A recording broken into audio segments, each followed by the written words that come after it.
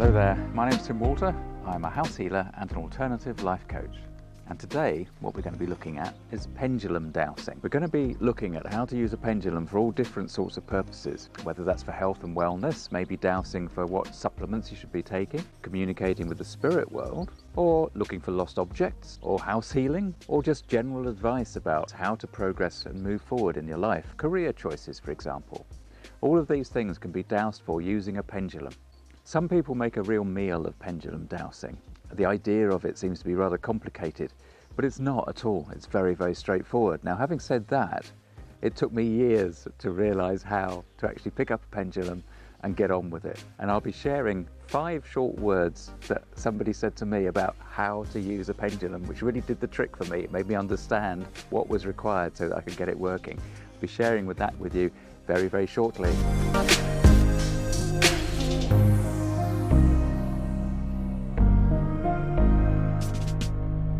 So before we get into talking about how to use a pendulum, I just need to do a little bit of YouTube admin, and that is to remind you guys to click on the red subscribe button, click on the grey bell icon so that you get notified every time I do a video upload, which should be more or less twice weekly if I can find the time to do that. I'm hoping to be able to do it because I'm really enjoying doing them, and it's clear that you guys are getting something from it as well, so that's really, really good. So here we are. In the summer of 2018, enjoying the sunshine, and welcome to my office. It's on days like this that I really do find myself being incredibly grateful for where we live and for the weather and all of those sort of things. But I don't know whether you're like me. Sometimes when you find people like expressing this kind of gratitude on Facebook and other social media, actually it just gets quite irritating. So I apologize if you find that irritating, but actually let's just enjoy the sunshine while we've got it wherever we are. Now, dowsing itself is not terribly difficult to get to grips with. It did actually take me 3 days to get my rods working. So even to get the rods working, it took me 3 days. It took me years before I could get to grips with a pendulum. I just couldn't understand why I would stand there with a pendulum like this and just wait for it to do something. That was the problem, fundamentally. Some years after I'd been dowsing extensively with the rods, I met a fella, and he simply said to me, put it in the search position so that it's swinging like that, and then ask the questions and see what it does.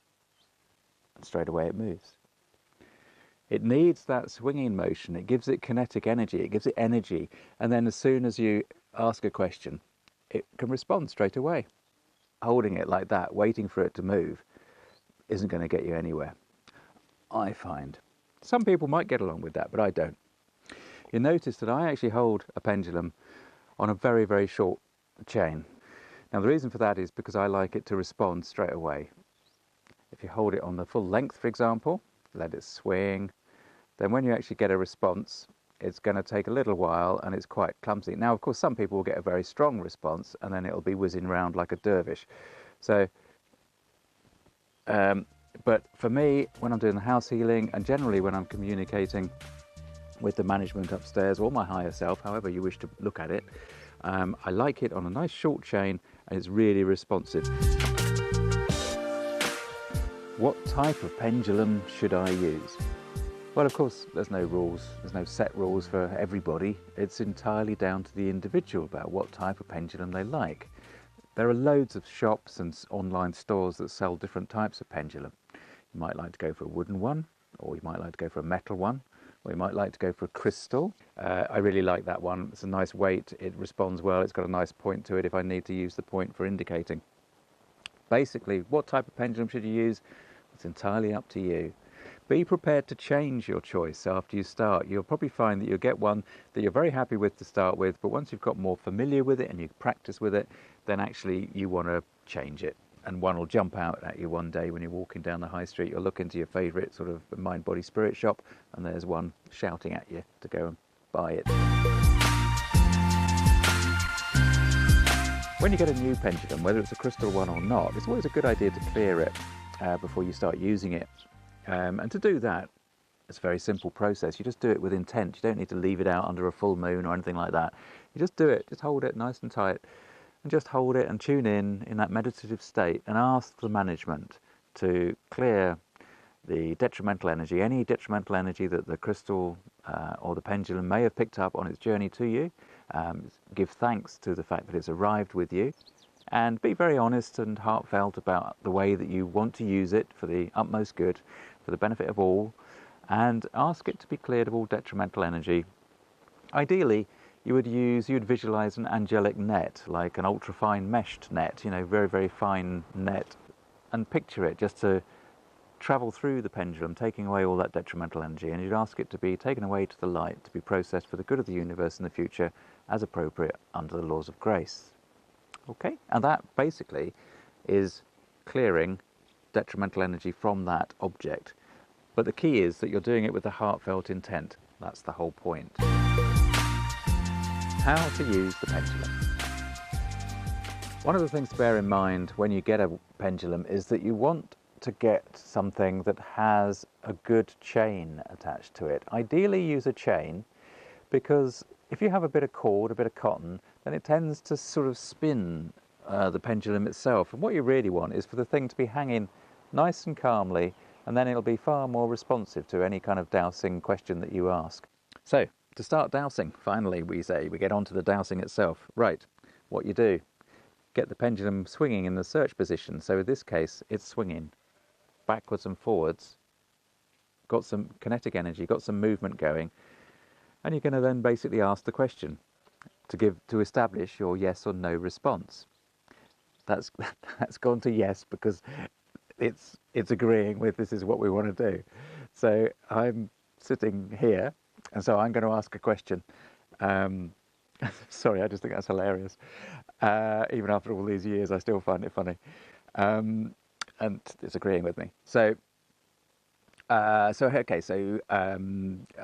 sorry, just compose myself.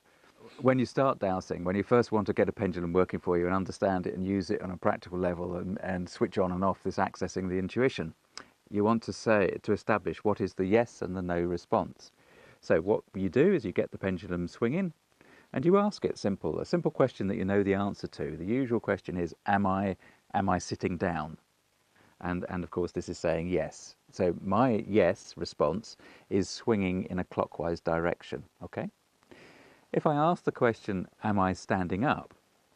It'll go the other way. Here we go, there you go, it goes the other way. It goes anti-clockwise for a no. That's my no response with the dowsing. Sometimes we get a don't know, can't douse this. Well, I mean, I've never had a can't douse this, but sometimes you get a don't know, or try again, ask the question differently, and it'll just remain swinging in the search position.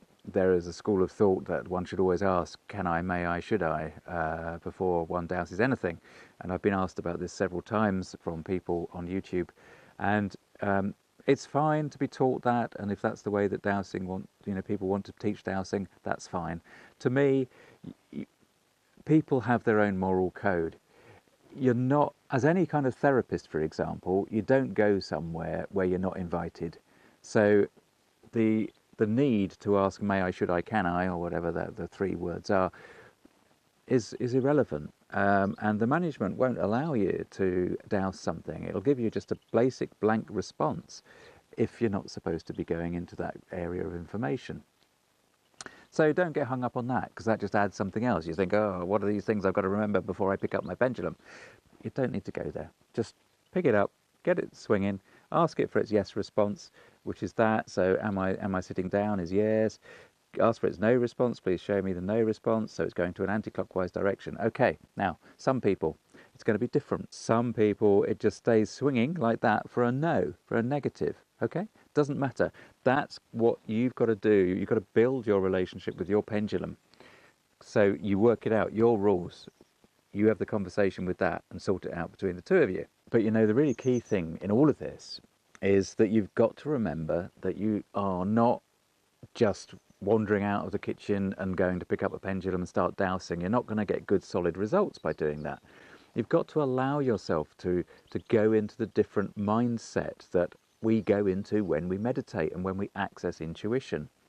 There's a link showing now on the top of the screen for the video about mindset if you haven't seen that already. It's really important to see that because a lot of people are just remaining in their normal monkey chatter state of mind when they're trying to dowse, and then they wonder why they don't get accurate results. It's not a big deal and you get used to it, but it does take practice, and that's why you do have to practice with the dowsing. Now, I would usually suggest using a pendulum inside where there's no breeze to affect it to blow it around, and outside you can use a rod because they very easily counteract a fairly strong breeze. In fact, there are other ways of using a pendulum, and that is direction finding. One of the things you can do with the pendulum, once you're completely happy with it and you're friendly with it, is to ask it to show you the direction of something. Now, obviously with rods it's easy because the rods will swing and point, being a pointy thing. A pendulum will change its direction of swing and indicate the thing that you're looking for. So here I've got it in a search position, it's swinging backwards and forwards that way. So if I ask it where the camera is, I asked it to please show me, point to the camera, indicate, well, hang on, indicate where the camera is, indicate to where the camera is, and there it's starting to swing, and I'm going to take my elbow off. Right. Now what this is illustrating is that actually you have to remove your conscious brain from the process of dowsing. Right, so there it's giving us a yes response. That's the key thing about a dowsing, as I've talked about in many other videos. It's about allowing the subconscious to make the very subtle movements in the hand, which you're not consciously aware of. That's the point, right? It's not anybody kind of waggling the hand and enabling it to, oh, they're saying yes, okay. It's us waggling the hand. So, I want to be shown, please show me where the camera is. Just point to the camera. Okay, so I know where the camera is, it's over, so it's pointing to you now, okay? So it's now swinging that way. If I just put it to the search position again and then ask where the car is, that's a bit easier, and that moves straight away to the car. Now, if I ask where Reeth is, which is the nearest town, so that's a yes, so can you indicate where Reeth is, please?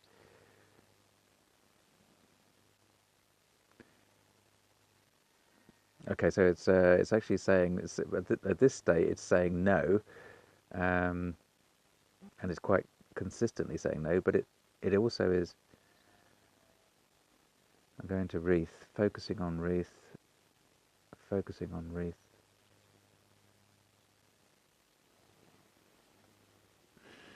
Okay, well, we got a kind of a swing there, but that was fairly vague. So the easiest way to do direction finding, because obviously that is not, it's not bulletproof by any means. But the other thing you can do is you can do this basically, is that you use your left hand as the pointer, and so you're just waiting for the yes and no response from the pendulum, and you go, so okay, so pointing to the camera, finding the camera, and now it's just in search position. So this is all going very well. Yes, right. So please show me where the camera is. I'm going to point to the camera and you respond, okay? Right, yes. Okay, so, yeah, okay, so there it is. So, okay, it's just weird, isn't it? It's because okay, let me explain what this is about, right? This is because Spirit is with me. They're here, right here, and they're mucking about like nobody's business. Part of this is because I'm reluctant to talk about spiritual dowsing, and the reason I'm reluctant is that I know a lot of you watching this are not at all interested in the spiritual dowsing. So,